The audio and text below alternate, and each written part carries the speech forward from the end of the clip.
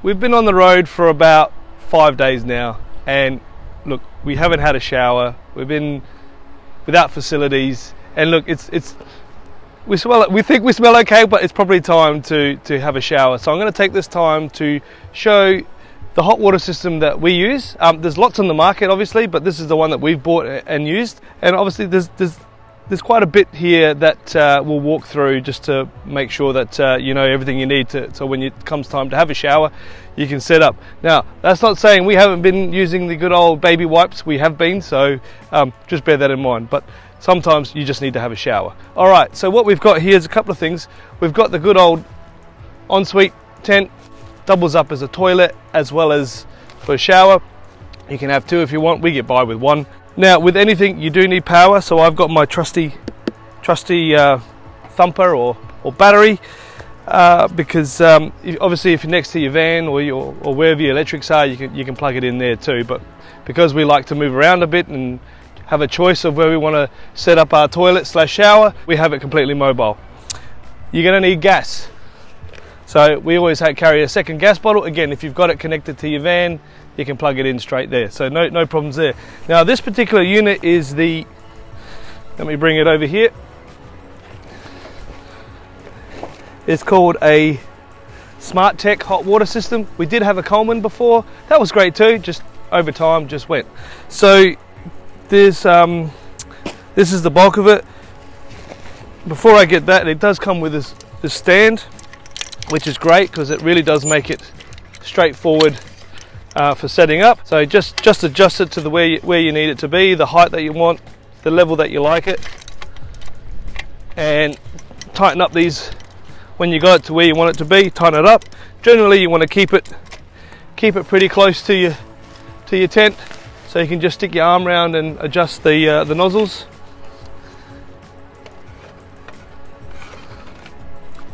So that just slides in there, ready to go. Now, these things you just undo, adjust.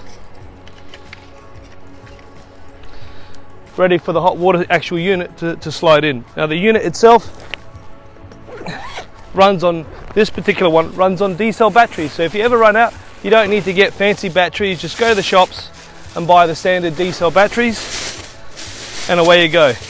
What you actually need the power for is the pump, which is a separate piece.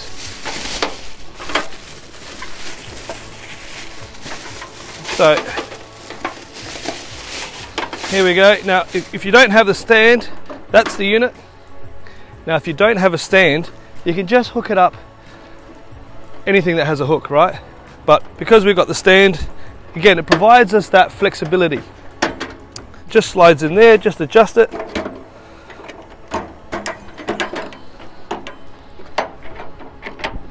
Tighten it up. Tighten up these little sides, as you can see. Oh, when my hand's not in the way, tighten it up. You don't have to do it too tight, as long as it's stable. Right, so there you got it. That's your unit. Now, I haven't plugged everything else in yet, but quickly, there's a summer and a winter setting. What that means is the burners it's either half on or all on.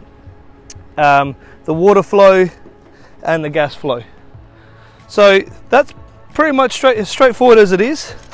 So we'll get the rest of it ready now. So what it does come with it. Now, there was a little bit of assembly with this one that we had to do. So we had to get a pump, which the people that we bought it off provided the pump as an extra feature, and the tubing. So we did have to plug it all in and tighten it all up. So if you're wondering why the stone, now we've got a mains tap here, but if we also use the water hog, and if you saw it in the previous episode, the water hog allows you to fill it up. Now that just keeps the weight in, right? So that's why we have a stone on it. But obviously we don't need it for this in this instance. Now, I've just been showing you the pump. Because we've got mains, we don't actually need the pump. But if you were off-grid and used a container of water like the water hog that we've got, then this pump would be what you need, which then just plugs straight into here. But in this case, we don't need that because we've got mains water. So we get the mains water and simply plug it in there. Now make sure you don't have the pressure on too much. Now outside of that, it's pretty straightforward. And the good news is we won't even need this now, because we don't have a pump, because there's enough pressure in the mains water. So all we're really doing is just setting up the hose, setting up the gas line, and away we go, because there's enough pressure. So the only reason why you need this battery and that pump is if you don't have mains water. All right. Now we bought an extra long hose, again another accessory that you can buy, just handy to have the length. And again, clips in there. And this one, some hot water systems, they don't actually have the ability to turn off the water at the head. My recommendation is always buy one where you can actually turn the water off at the head. That's ready to go, we'll leave that there for now. Hook up the gas.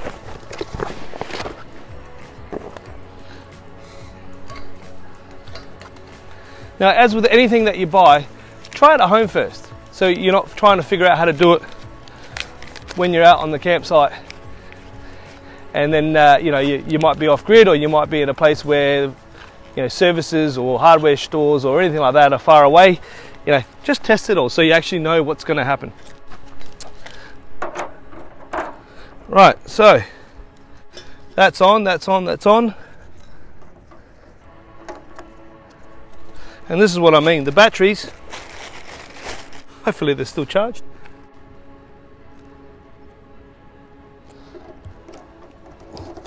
Positive in.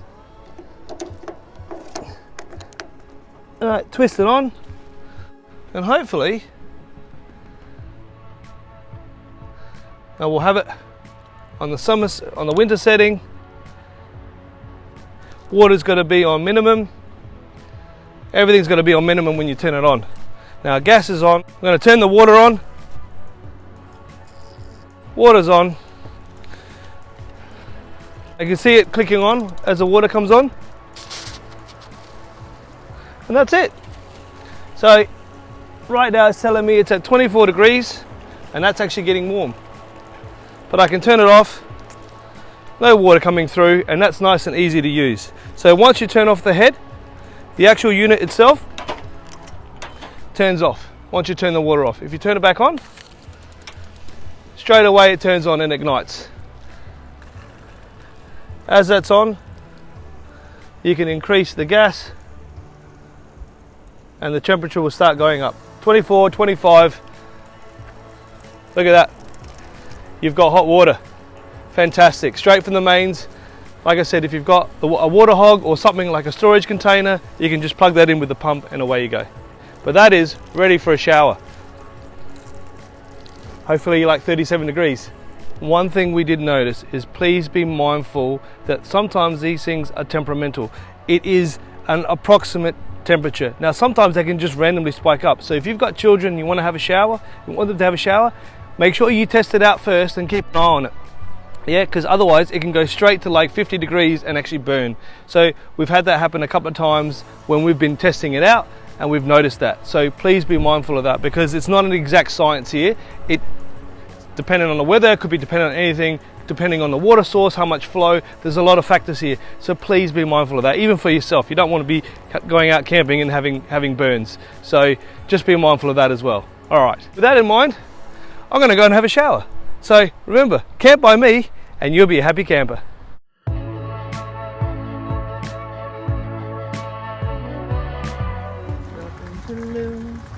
Far away, far away. Shoot me down, but I won't fall. I am titanium. Shoot me down, and I won't fall. I am titanium.